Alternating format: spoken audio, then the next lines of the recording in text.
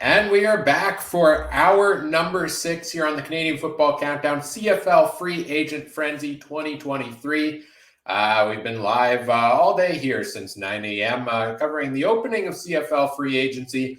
Lots of news coming in throughout the day. Lots of names still left on the board. I'm Ryan Coop. Trey Colbeck is still here as well. I know you got to run at some point in the near future, Trey, but we've been having a lot of fun here today together. And we're still joined by Andrew from the Turf District. We just finished talking a lot about where the Elks are at, what moves they've made. I figure it's been a while since we've taken a look at the free agent tracker and the options still available out there on the free agent market. So I think we'll take a gander at some of that as well. Let's go to the offensive line position. One of the most important on the field, one of the ones I feel like we talk about the least from a stats perspective, because there isn't a whole lot of stats to talk about. But you mentioned, potentially wanting to see an upgrade on the O-line there, Andrew. Of the options still out here on the free agent chart, are there any that jump out to you? I guess we got to take Josiah St. John off the list there now, as he is going to the Elks. Anybody here that jumps to mind as a key addition for a team? Some of my friend circles and things, we were talking about the possibility of Sirocco coming over this way, and just because, of course, he's been in the league a little bit. He's Canadian. We've got some good balance there. That might be something that we might, we would like to. But I thought he was tied to BC at some point. Do I have that right? I thought I read that somewhere, but I would like to see, I wouldn't be upset about that one. Let's just put it that way. And the one that is on there that a little bit of a surprise for me, just in how that he didn't really play last year, was Jamal Campbell, because he was so big in Toronto the year before. And I kind of thought that he might be getting a little more traction, but he didn't play much last year. So I don't know if there's something in the background that we don't really know about, but those are a couple of names that kind of stand out to me on guys that are like, well, they're not older dudes. They're able to play a bit. They've had a bit of experience, and could help with some upgrades on the offensive line. Trey, what about you? Anybody sticking out still that you're surprised is still on the board here? Or and if not, is there another position you've got your eyes on, still waiting for some pieces to drop? Sorry, what are we looking at here? Just O-line in general? Sorry, I kind of zoned out for a second. It's been a long 6 hours. And you've been at this for 5 hours. That's completely understandable. I'm so tired. I was a dummy, and I bought a new video game recently, and I just stayed up till about 2 a.m. playing it, and then forgetting that we have a podcast at 9 a.m. And I have a 1-year-old, and I got to go pick my 2 other kids up in about an hour here. I forgot. I'm a bad person. But anyway, we're looking at O-line, or yes, or whichever position you'd like to look at. You know what? No, you know what? I'm there's a lot of receivers that seem to be unsigned, and I don't know. Maybe that's just a position that will come later, like Bailey, Jordan, Walker, Adams. Just to name some of them at the top, right? My boy. Duron Carter, he's still unsigned. No,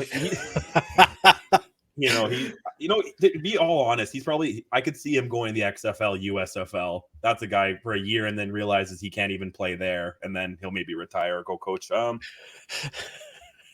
don't even know if you want him as a coach, do you?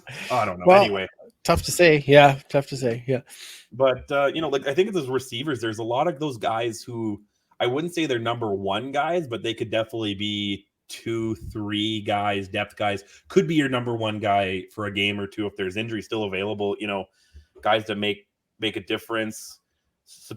Shea Ross, is that not the dude that did a backflip while lifting weights? How's he a free agent? Like, to me, that should just guarantee him a lifelong contract for something.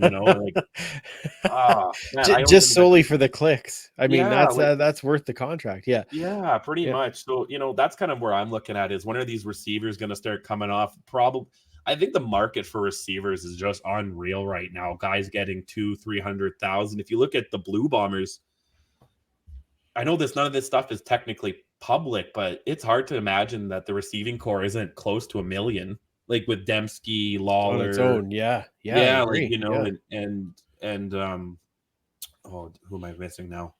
Schoen's on the rookie deal, but he could get paid in a year or two whenever his contract's up. Waller Tarski's probably getting decent dollars. Then the Bombers have 3 decent Canadian starters. So right there, they're paying $1 million, and they pay over $500,000 to Collaros. Geez, you only got 3. I'm bad at math here. I'm a writing major. 3 million, $3.5 million, whatever the salary cap is. We had a debate about it earlier today, what it actually is.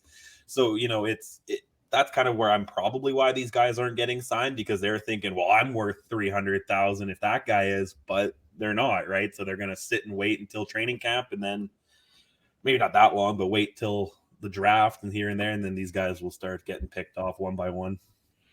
And you have some of these guys that have had those big contracts in the past. Like Darrell Walker was one of the highest paid receivers in the CFL, right? And so Kamar Jordan, has historically in his career been one of the top receivers in the CFL. So you start looking at some of these guys of is it a bittersweet moment you're still trying to hold on to those paychecks you made one day, but you're kind of on the decline a little bit? I mean, they're still very good receivers, right? But where you're probably not hitting that top dollar anymore, but you may not just want to admit it, Yeah, I agree with you. But there's a couple on there that you look and go, like Rashid Bailey. You'd think he would have landed somewhere after his last 2 years. Like that one surprises me a little bit.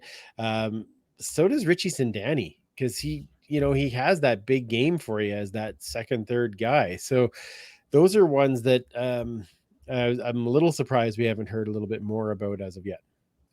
To me, some of the interesting names here, I mean, the guys at the top of the list for sure, but RJ Harris, former 1,000-yard receiver in Ottawa, ended up injured, kind of got, shoved out by some of those other new options coming in for the Red Blacks. He only played 5 games last year. Could somebody take a shot at him on a bounce back year?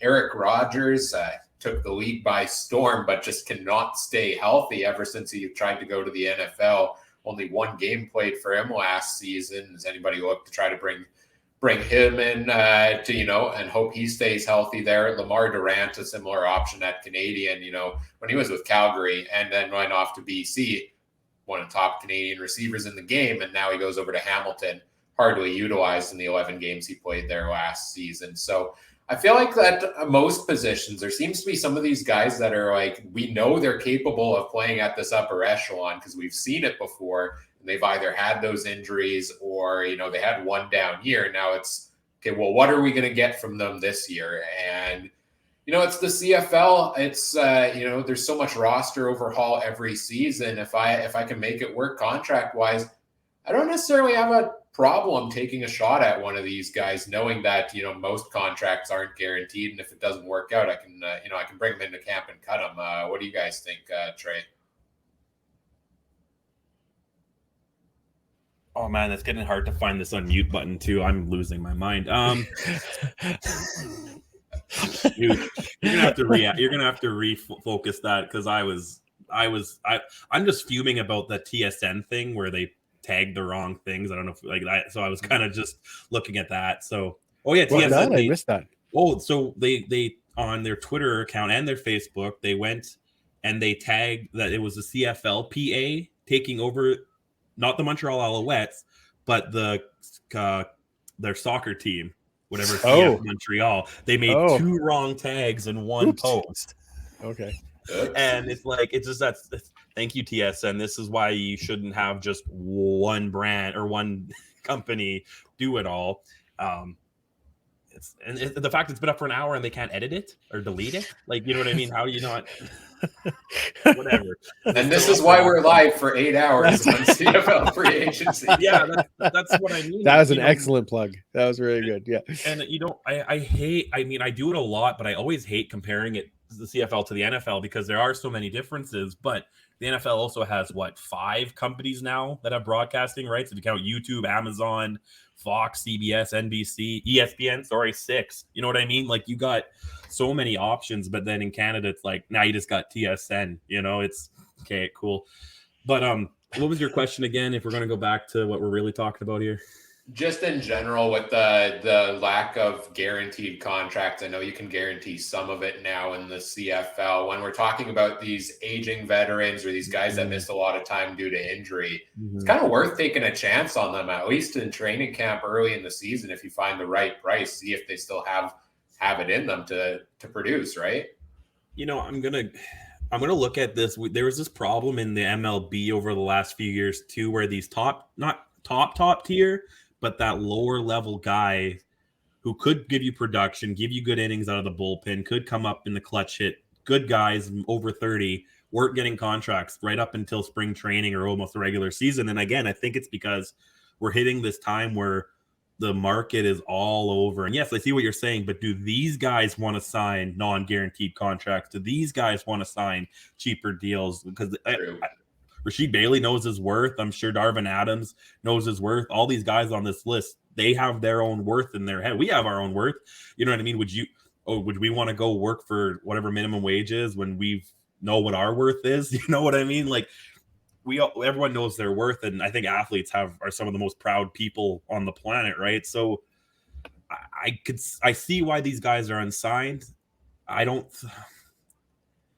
know. I agree. I'm surprised Rasheed Bailey's not signed. I thought that one would be coming in right at 11 kind of thing, if not already before the tampering window had ended. So I see what you're saying, Ryan. I just don't know who would take the deal off the top 10 guys that are up on the list right now, you know? That's fair. I want to move to the defensive back position because Mike Graham from Podsky Wee Wee is in the YouTube chat here saying, looks like the Ticats aren't planning on fielding a secondary this season. Bold move. Yeah, they've lost a couple pieces. I mean, Jamal Roll is gone. Ciante Evans is gone. Carriel Brooks, they released him. He's gone off to Ottawa. Let's take a look at the options available at defensive back. There's still a couple big names on the list, so stay tuned, Mike. Maybe there's some signings coming if they have money left that they haven't spent on the D line or on offense. Andrew, what do you think of the names we see here at defensive back still available? Anybody jump out to you that a team like the Ticats may look to bring in? Well, there's a couple on there as you kind of look. Brandon Dozier had a good season in Calgary last year. I thought that he mixed some things up when he was healthy, obviously because he only played the 7 games. But I know that he did mix it up a bit. Now, if you scroll down just a wee bit on that list, there was like Greg Reed. How is he still available? I mean, unless there's still an injury issue, because I know that he did obviously come off that massive injury in game 1 of last year, but like that guy's a monster. So that one surprises me a little bit. I would think that you would see somebody getting on a guy like that.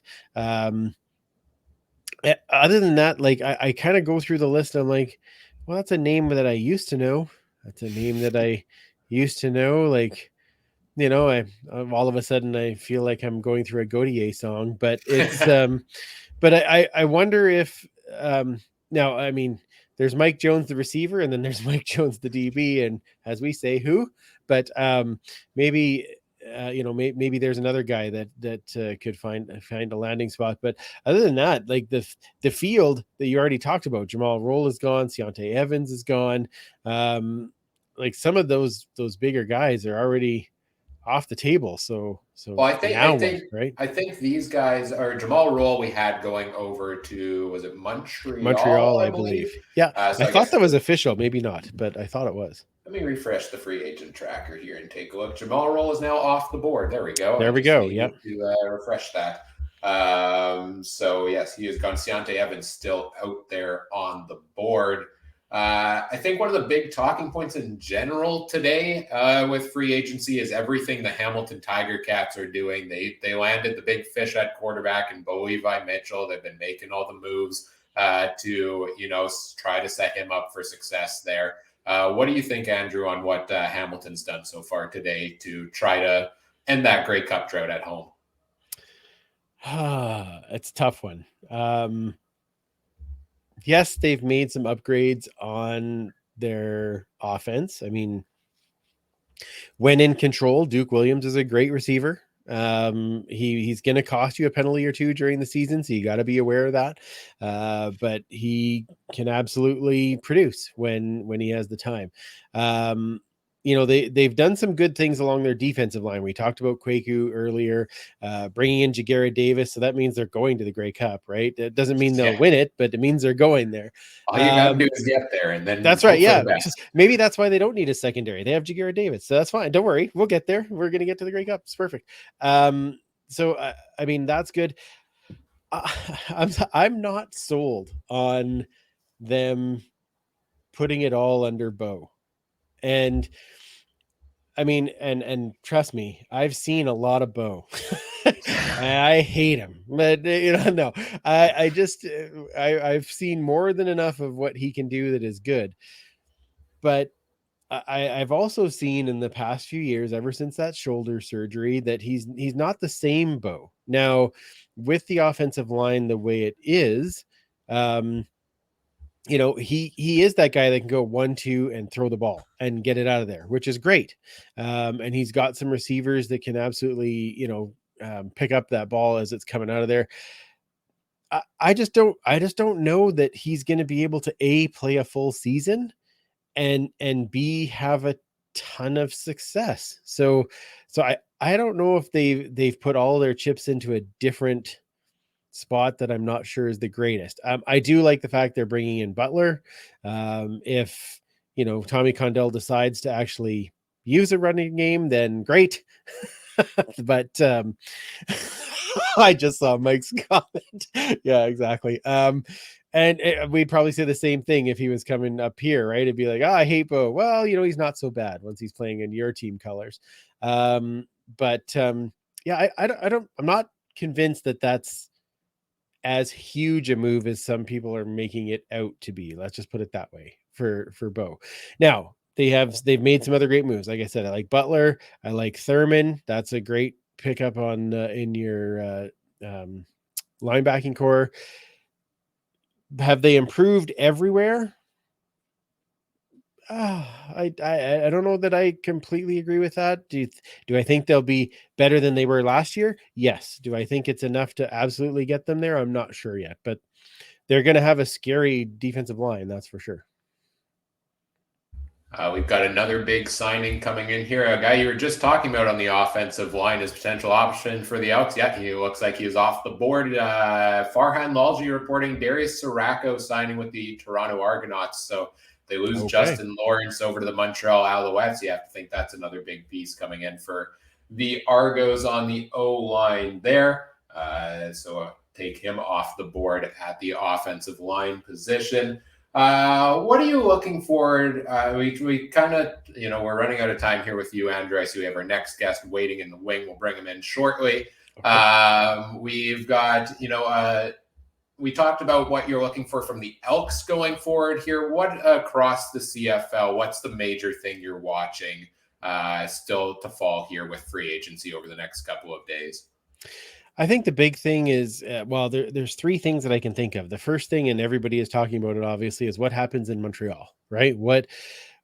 They are signing some people now, which is great. We hadn't heard very much over the last couple of weeks, but how does that continue to play out with the CFL having to make the announcement of taking over this morning? And how does that play out for both the team and their fan base? Like, I think you want to see some signings so that the fan base is still excited to come, but they lost a lot too. So how is that going to play out? I'm curious to see how that goes.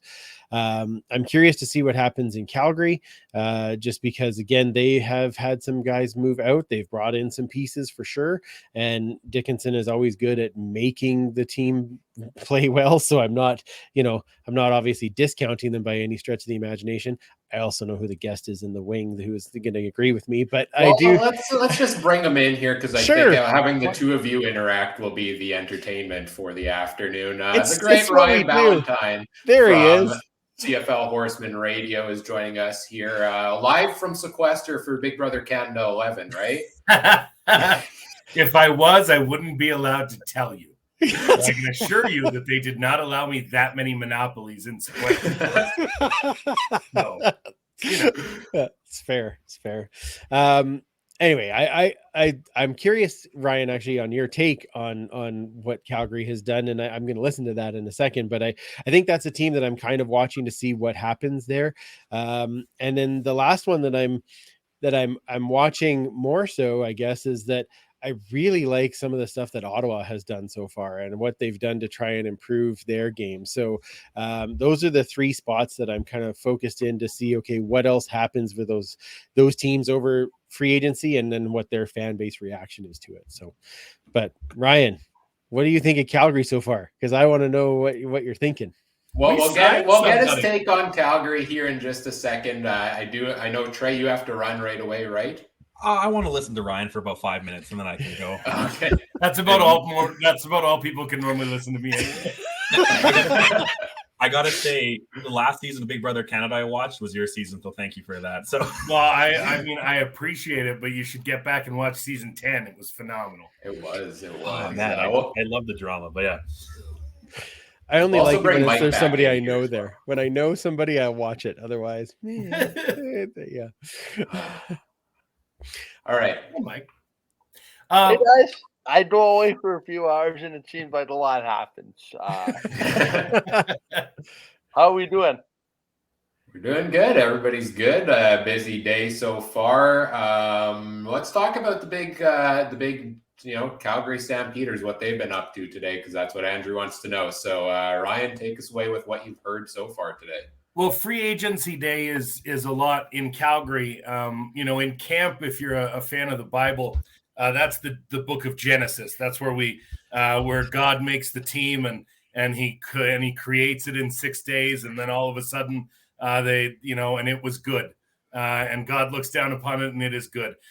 Free agency day is when we move to the next book of the Bible, and that's Exodus. That's where we see all the players of talent leave Calgary for other locations and bigger paychecks and head the way of the Torontos.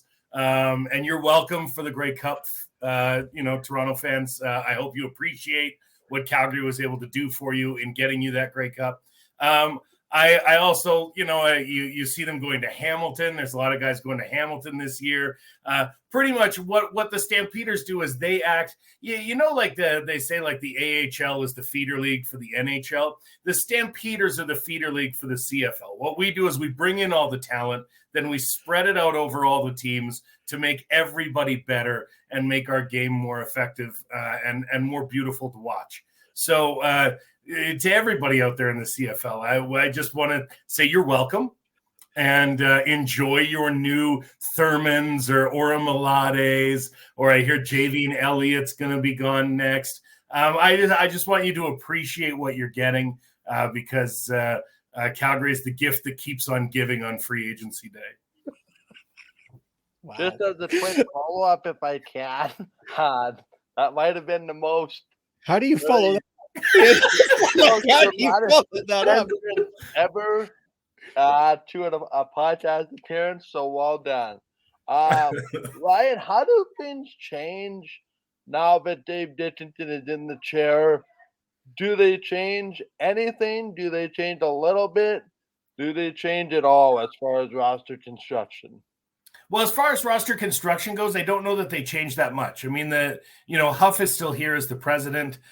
He even said on the day that he handed over the general manager duties to Dave, I'm still the guy that has to sign all the checks.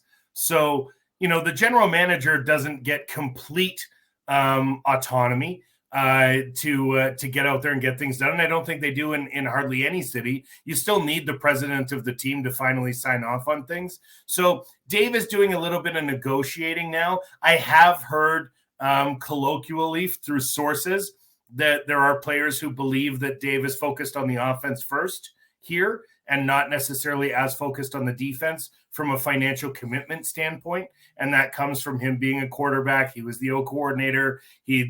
So he focuses, I don't want to say on his guys first because they're all his guys as the head coach, but as the guy that runs a lot of the offense, he focuses maybe a little more of the dollars on the offensive side of the ball than on the defensive side of the ball. I think some of that comes from the success, though, of the team of finding defensive stalwarts. They keep bringing up guys that, they're DBs that are, amazing for a year or two here before going on to find another home. And, the success of the American scouting team is probably why that's allowed to happen. Well, we'll keep talking Stampeders here in a second, but I know we got to let some of our folks go here. So, Andrew, you've joined us for the past hour to talk everything else and around the CFL. We appreciate you making time for us here today. Where can people find your podcast and everything else you've got going on these days? Yeah, well, thanks for having me, and I'm always glad to overlap with Ryan and get a few laughs. That Bible one is pretty good. I'll give you that. That's pretty good reference. Yeah, you can find the Turf District everywhere you find your podcasts, but you can find us on our YouTube channel, usually on Tuesday nights. Coming up to the season, we're just kind of once a month, but then we'll be weekly as the season goes. We do record live, and you can join in the chat just like you can here and chat with us about what's going on with the Elks and the CFL.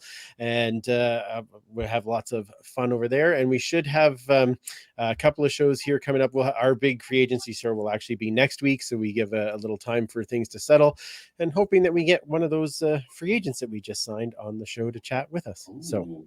So that's a little teaser for next week. Well, make sure you check that out, everybody. And thanks again, Andrew, for joining us here today. Enjoy the rest of the day. Enjoy the rest of CFL free agency and all the fun to come. Thanks, you guys too, and thanks again for having me. As we say. And he's tolerable after. It'll be fine. It's always worth a laugh. Don't get him started talking about Marvel Snap though, because it'll never end. I was going to say, Andrew, if you want to go back to plotting the demise of Superman, you can. I'm gonna work on that. Yeah, exactly. Yeah. Well, as soon as you're done, you're going out to chop more wood, right? Is that what it is? Well, yeah. Okay. I mean, Trey's going to get started first, but I'm going to join him. Good. I'm glad you guys have a plan. That's good. Yeah. I should have just booked you two for an overlapping segment and the rest of us just walk out of the studio. Next year, we're on. Yeah, you can have your bathroom breaks and Ryan and I'll just carry on. Yeah, it'll be fun. Yeah, we're on. Take a nap or something. Yeah. All right, Andrew, we'll let you go here. And Trey, I know you got to run here as well, right? Screw the kids. They can walk home. I got a couple more minutes, man. It's okay. Like I it's fine. I can't. It's good. I really am interested to hear what Ryan has to say about the Stampeders. Sorry, I'm good for a little bit. I'll go and then I'll just go black. It's fine. Everyone knows where they can find me. Nobody cares. So it's fine. 5.5 hours into this. You have to have the two gingers with the big beards, and you have to have we're missing Josh Smith. That's who we're missing. Yeah. I think you put Josh Smith in a window and all of a sudden there would be very much confusion as to what had happened to get us all in the same place at the same time. Oh, I love it. The jokes keep the day moving along when we're 5.5 hours into this and overtired and having fun, though. It's been a lot of fun, a lot of great content, a lot of great things to talk about around the CFL. Great comments in our live chat joining us here as well. So let's pull up the Calgary Stampeders on the free agent tracker. I just finished fixing a bug with it that somehow put Craig Ellingson on the team when that did not actually happen. So... I mean, I wouldn't be upset about it. Oh, look at that. I talked about JV and Elliott 3 minutes ago, and now it's officially announced. Yeah, JV and Elliott to Hamilton. To the Hamilton Tiger Cats, so we'll add that to the free agent tracker here in a second. But let's talk Stampeders. They're generally quiet on free agency day. Not very many additions. The biggest one, really, since the 2022 season is Julian Hauser along the defensive line there. What does he bring to the Stampeders this upcoming year? Well, after losing Folarin Orimolade, obviously you needed someone to replace him. The thought was that the team had gone with James Vaughters, returning from the NFL, in that spot for Orimolade. I know there's bigger numbers getting thrown around here right now, but if I'm not mistaken, Orimolade is currently the highest paid defensive end in the league. And that's not going to happen if you're in Calgary. It's been a long time philosophy here that if you want to be the highest paid in the league at your position, you're going to end up getting that money somewhere else because the Stamps want to spread the money around a little bit. So when you look at the D-line, Hauser was an all-star last year coming in. I believe he had, as you can see there, 30 tackles, 2 interceptions, and 7 sacks. When you take those numbers and you put them right against Oramolade head-to-head, they're pretty similar. Oramolade had similar numbers last year. I believe he had a touchdown off an interception of Nathan Rourke, but he was in that kind of 7-8 sack range as well. For tackles, the numbers are close. So Calgary is just effectively trying to replace a guy with similar statistics and get him in for a cheaper price. And with Hauser and Mike Rose and those guys, and you got Vaughters on the other side, this could be a very dangerous defensive line here in Calgary. Calgary, most of the last 10 to 12 years, have led the league in sacks. And so it wouldn't surprise me to see them do the same with the defensive scheme that they have here. It does kind of allow for D linemen to pin their ears back a little more than some other clubs permit. Yeah, they've got a couple pieces going out at the defensive line. Remilade, you talked about him. Sean Lemon's still out there on the free agent list. He's the biggest name left there with 14 sacks last season. Seems he's due for a pay raise there as well. How close is he to completing the bingo card? Anybody know? He's got to be real close. If I did my math correctly, he's an interesting case because, of course, he's played for a ton of teams, but he's played for a bunch of them multiple times. So I think he's still missing a couple different squads from his bingo card. But I think if you look at just his CFL career, he's packed his locker 11 times in his CFL career. Now, he's gone to Toronto, I think 3 times or 4 times. He was in BC 2 or 3 times. He was in Saskatchewan twice. So he's been in a lot of places, but he's never been there long. I think in Toronto was his longest stint, was 33 consecutive games, or 33 games over the course of 3 seasons. And that is as long as he's ever played in a place. And with a guy over 100 games, that's kind of a surprise that the guy continues to be this effective. He continues to be this productive. And yet, here we are, the guy that was the Western MODP nominee still can't get much in the way of traction. You're not even hearing other people say, oh, yeah, this team's in on Sean Lemon or that team's in on Sean Lemon. I think that it's not, you've got him on subtractions, and I think he wanted to go to free agency. I don't know that he doesn't still wind up here on, maybe not as friendly a deal as he got last year, because he was only playing for, I think, 75 last year. So it definitely won't be that team-friendly a deal, but he'll be on a relatively team-friendly deal, I think, wherever he lands, just because of his age. 34 years old isn't the time where guys sign big money contracts. GMs are afraid of guys, as they push that number back. Which is crazy. But I mean, I get it to some extent, but crazy when you see how productive he was still supposed to be, or was able to be last season at the age he was at there. But still, solid pieces on the defensive line, even though missing some of these other pieces here. Trey, what do you think of the Stampeders? They haven't done much so far. How are you feeling about the team coming into next year at this point? Bo Levi Mitchell out, Jake Mayer, the starter on offense there. Some changing the guard with guys like Kamar Jordan likely on the way out. How are you feeling about the Stampeders? I never want to bet against them still, and it's turning into the, like I think I've said 10 times, at least if not more, it's Brady Belichick. What's going to happen in Calgary, right? Was it Bo that did it all? Was it the whole organization that did it all?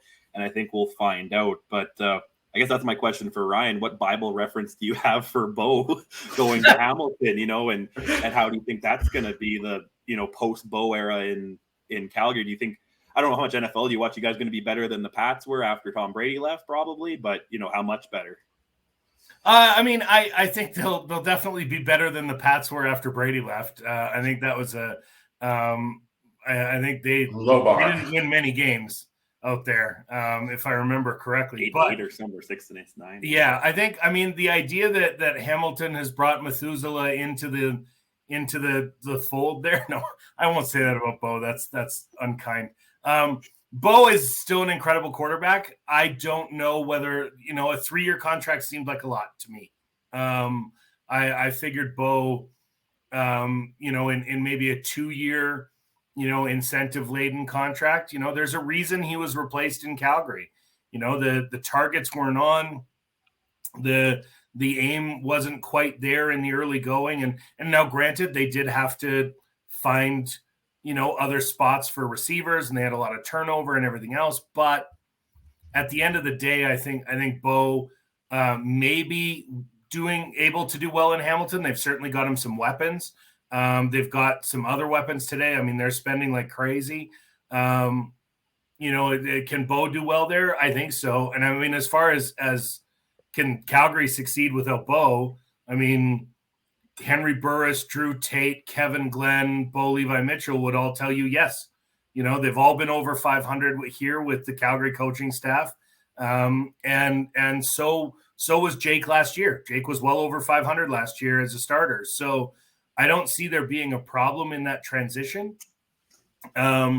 It's Calgary did change their offense to be a little less home run than it was under Bo Mitchell. It was always 30 yards, 40 yards downfield with Bo. And under them, they went under a much kind of smaller, 7-8 yard at a time dink and dunk down the field. But Calgary still scored more points than any other team last year. And that was changing quarterbacks. Find me a team that benched their starter and still led the league in points. I mean, that's the threshold for success in Calgary, is you have to be not just better than everybody else, you also have to be the best. I mean, you make some excellent points there. All right, Trey, you should go pick the kids up from school. Make sure they're not late. Where can people find you on social media if they do want to see your takes on things? At Trey MB Harness on Twitter. If you want to learn about annoying horse racing stuff or football or foot bombers or whatever, just find me there on Twitter, man, at Trey MB Harness. Sounds good. A great 5 hours and 45 minutes. You've stuck here through that all. Appreciate you, Trey. Enjoy the rest of the day. I'll probably be back. The kids will annoy me, and I'll just log back on. It's fine. All right. We'll see you in a little while then. Thanks, Trey. All right. As we're in here, Mike and Ryan. It's Mike's in the middle. It's like a Mike sandwich on rye or in something like that. I don't know. Let's not think about the imagery there. No, let's just, go with what we're... Let's just move on. Yeah. Right, if I can, I have a question for you, and that's in regards to the quarterback switch, Bo to Jake Maier. Are you surprised that maybe they didn't, maybe it's still to come, but are you surprised that they haven't brought in a kind of an insurance policy for Jake Maier? Because it is a big step back up to starter. There could be hiccups. Because right now they have Tommy Stevens and another quarterback under contract. Are you as a fan comfortable with that arrangement, or would you like to see kind of a 1A, 1B type of scenario? Because, like, people might say from a distance, okay, yeah, Jake Maier had a great season last year, but he had Bo Levi Mitchell on the bench to take over if there was a little bit of a hiccup. Now, I'd imagine Jake Maier to Tommy Stevens is a little bit more of a drop-off from what we know anyway. Maybe they're higher on Tommy Stevens and they know a lot about Tommy Stevens that we know, or at least that we see here. I'm just wondering, is that a concern for you? I mean, obviously, I think it's a concern as Tommy Stevens hasn't really had any, he's had moments within his time here where he's had a chance to kind of get out there, but his game seems primarily in the rush game. You haven't seen many pass attempts from Tommy Stevens over his time here so far. But again, I think if there's a room that you want to be in as a quarterback in the CFL, it's here. I think between, Bo Levi Mitchell last year in combination with Dave Dickinson and Huffnagel still around, these guys have done wonders with quarterbacks over the years.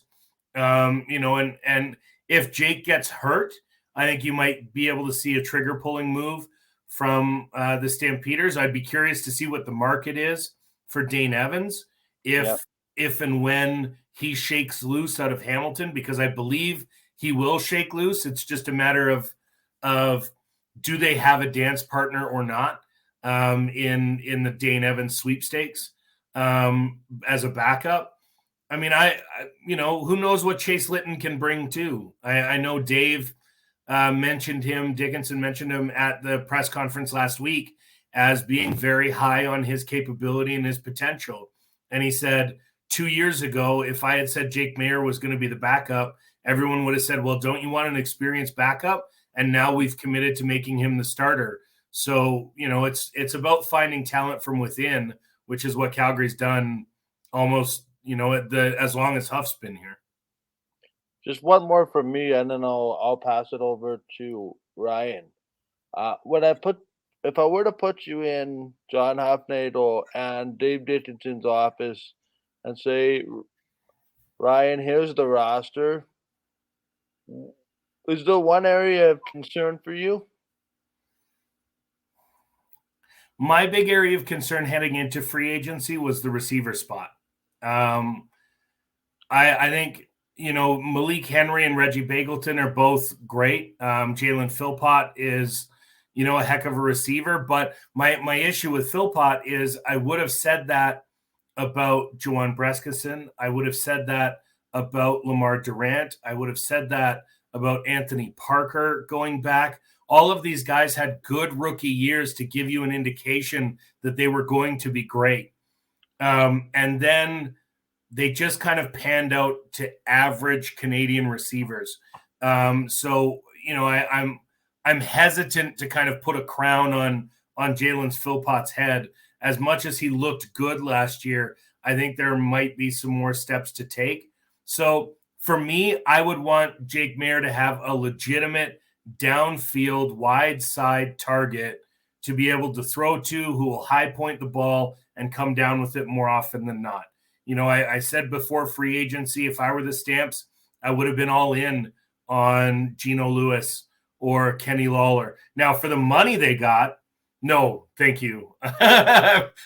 Turns out I'm not that interested. But, I'm interested in Geno Lewis, certainly at 250 or 260, a lot more than I am at 330. So I think in those kind of scenarios, I'd like to see another receiver. They did sign a receiver here in the offseason, Tommy Lee Lewis. And I know the team is very high on Tommy Lee Lewis, former NFLer, regular contributor in a high-paced offense when he was down in the NFL. So I think they're hoping that he can be the standout breakout talent for the team this year. With Philpott handling most of the return game, if you can get Tommy Lee Lewis to be any kind of regular contributor to the offense, I think the Stamps will be in a good place. But I think that third money receiver is what they're missing right now. And they've got Malik Henry, they've got Reggie Bagleton, and I think they need that extra target, because when you look across the West, I mean, almost every team seems like they have a deeper, deeper wide receiver kind of grouping than Calgary does. But that's, flip that with Calgary's got the best three running backs in the West. And I would say that without any hesitation. I don't know that I don't like any team's starter more than I like the third string running back in Calgary. That's some high praise. I think they've earned it. I think when you look at what you've got from when you look at what you've got in Kadeem Carey, you've also got Dedrick Mills and Peyton Logan. I mean, all of them had phenomenal stats when you game that out. They were absolutely great in any occasion. All three of them were capable of doing damage. whenever they got their hand on the ball. Kadeem Carey is the best running back in the league for my money, and Dedrick Mills just needs the chance.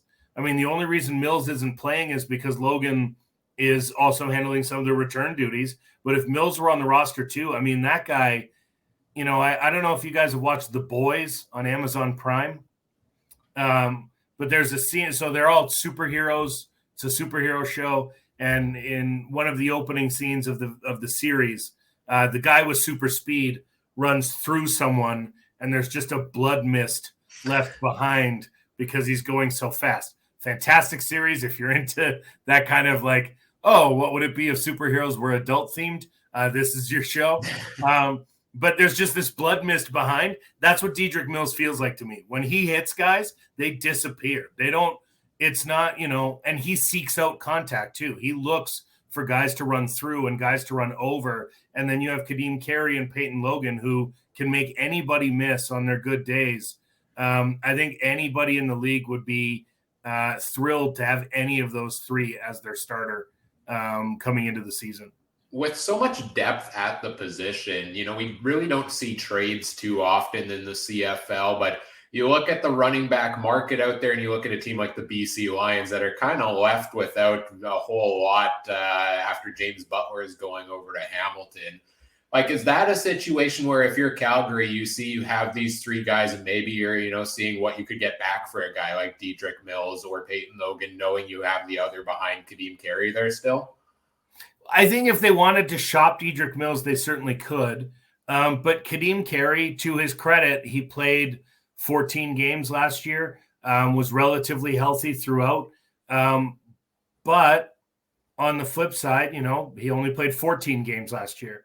And he's, since coming to Calgary, that's the most games he's played in a season. So do you risk losing the power running game that you've got by letting that guy go, especially when Mills and Logan are still on rookie deals?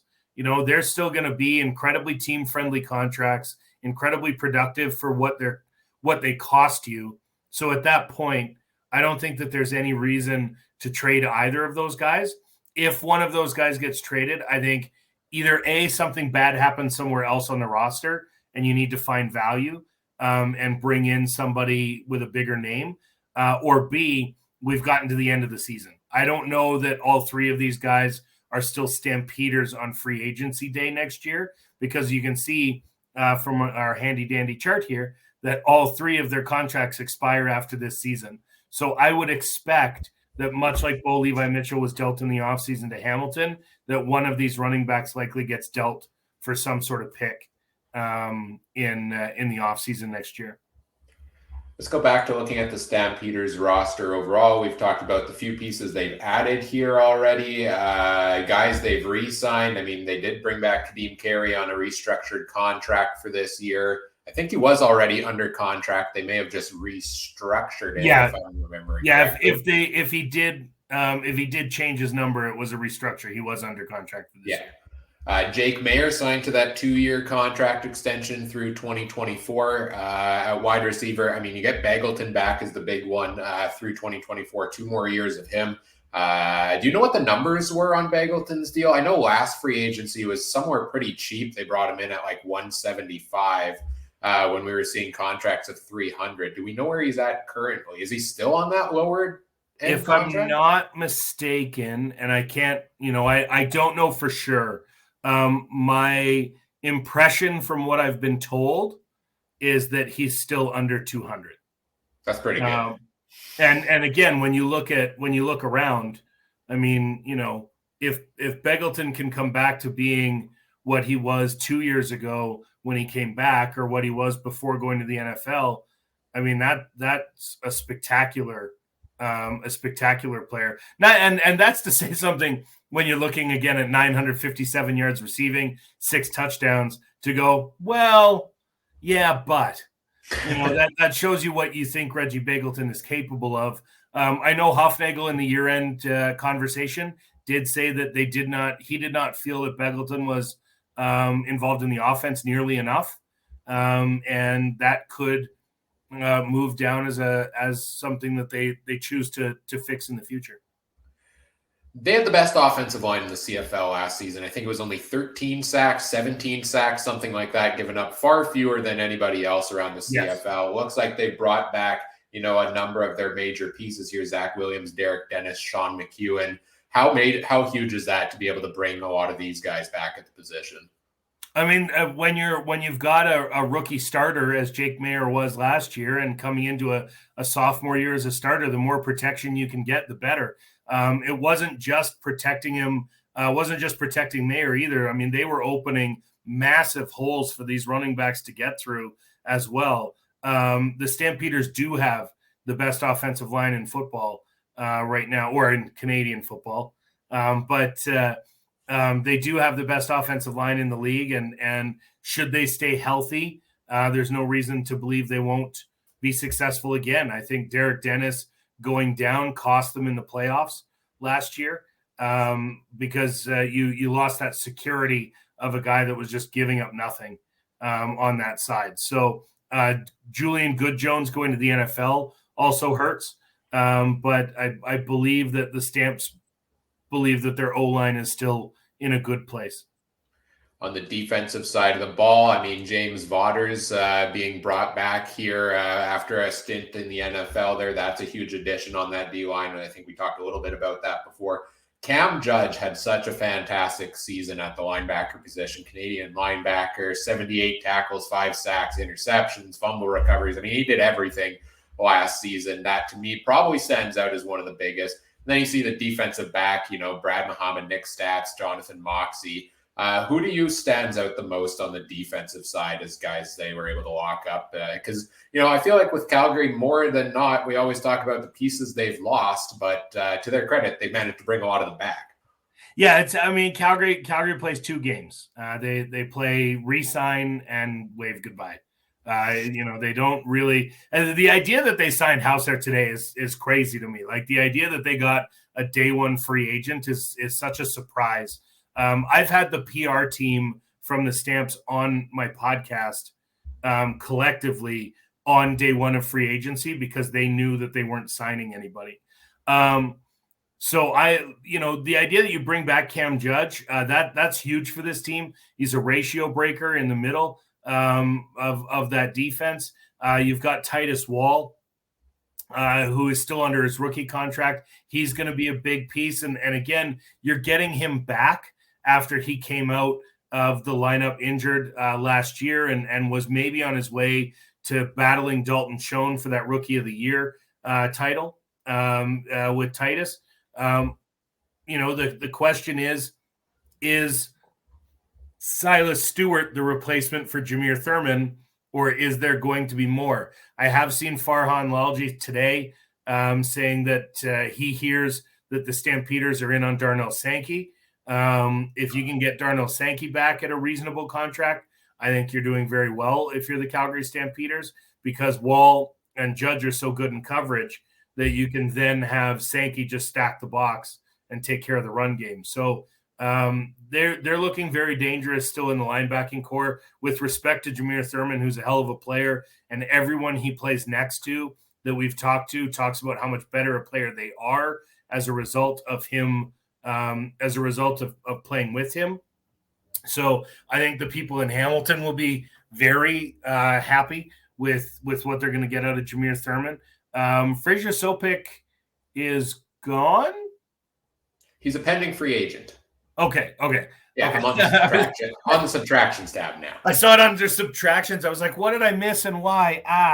At one time before the draft, where Sopik was drafted in that 2019 draft, we had Brent Monson on at the time, and he said that Sopik was the only linebacker in that entire draft that they were interested in. So it wouldn't surprise me to see Frazier Sopik come back. A lot of these guys that get to free agency with Calgary still, they circle for a couple of days. They see what deals are out there, and then they decide is leaving Calgary worth $5,000 or $10,000. Sometimes it's not for these guys, that it's easier to stay where you are, not have to move, not have to do all of that stuff. So some of these subtractions that are on this list, I think we could still see come back into the fold here in Calgary. Yeah, and that's the thing with these guys as free agents. As of right now, there's subtractions because they're not under contract, but they may end up under the re-sign tab. I know we've got you here till about 3:30 Central. We want to get your takes on some of the things around the CFL. Before we do that, because we're at the top of the hour, we're going to take a quick reset for 2 minutes here in a second. But as we wrap up talking about the Stampeders specifically here, you say they're going to go 18-0 every preseason. Are they there with the current roster, or what needs to be done over the coming days, weeks, months by Dave Dickinson to get to that 18-0? I don't know if you're familiar with the Ditka boys on SNL, the old sketch with Mike Myers and those guys having heart attacks. Or is that, I don't know if I'm aging myself there, but they used to say things like, okay, let's put the 72 Dolphins against just Mike Ditka on the field by himself, but he's been miniaturized and he's only 2 inches tall. Who's going to win? And they're like, well, Mini Ditka will win. That's how I'm going to feel about the Stampeders. Every week, I go into the week thinking they're going to win. I think they've got as good a chance as anybody else with the run game they've got, the offensive line they've got. If the receivers develop, I don't see any reason why they lose any game any week. I just don't. I think they're as good and as deep a team as any other. And I know that will frost some Bomber fans in the chat. I believe I already saw a Calgary is best at everything except winning the West. I appreciate Bomber fans just trying to ride high and mighty through this time. But, that 4 years ago time machine that they could get into and realize how bleak it's been, they're on a nice turnaround and come back to me when you've been at the top of the division for a decade or so. And then you can talk to me about how much better your team is than Calgary.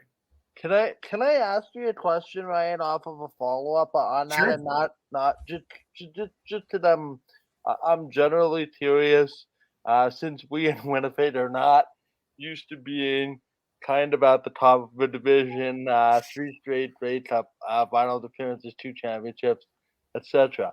But just keep listing it, Mike. Yeah, but what are some of the cautionary tales that you could kind of not share, but like Calgary's been at the top of the division, but they've also undergone a lot of change during their recent run of success. What are some things in your mind that Calgary's been able to do so well to maintain that run of success, even though it's kind of been, the last couple of years a step back by Calgary standards? And maybe what can teams like the Bombers guard against to prevent that from happening in your experience? Because it's been a truly dominated run for the Stamps, and the last couple of years it's kind of been a step back by their standards.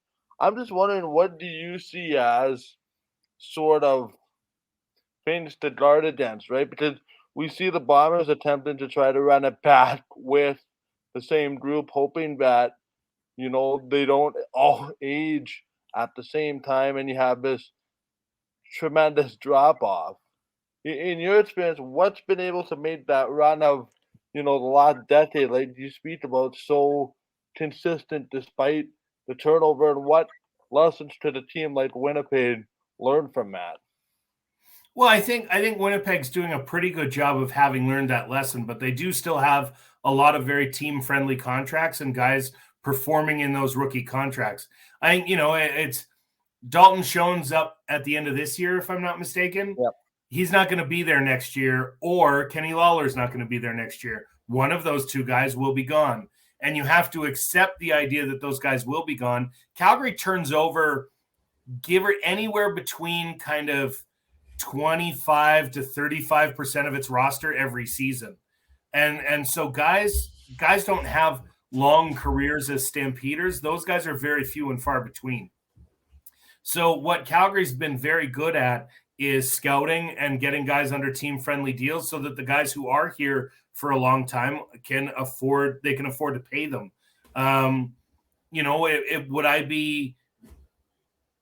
It's a very interesting game you have to play, because now do you say, with Zach Caleros, he's making what, $550 something? Yep. He's and now you got Kenny Lawler making 300 something. So are you looking at those two guys and saying, okay, is Kenny Lawler worth a Jake Mayer, Reggie Bagleton, and Cameron Judge? Because those three guys are making less than your two, right? So sometimes you can't be getting the flashiest guys and having guys be the highest paid because eventually it'll run out. That's to me, Ryan, what makes this Kenny Lawler deal such a eye popper for me. Like, if you would have told me last week Kenny Lawler was coming to bomb it, I would have said, where would you get the money from? Yeah. But I'm just as surprised as everybody else. Honestly, I didn't even think we needed Kenny Lawler, but that's a great example in that. And I think that's just the scouting aspect of a lot of what Calgary does so well. And, the record that they had last year, if that's your step back, that's pretty remarkable. Well, yeah, the idea that Calgary's version of a failure is that we didn't make the West Final for 3 seasons, or 2 seasons. That's not so bad.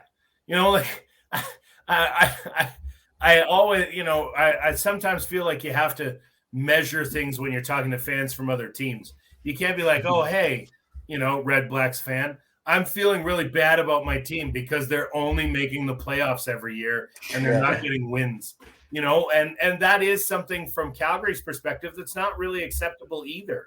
They know that it's not acceptable to make the West semifinal and not win, or to not host the West final.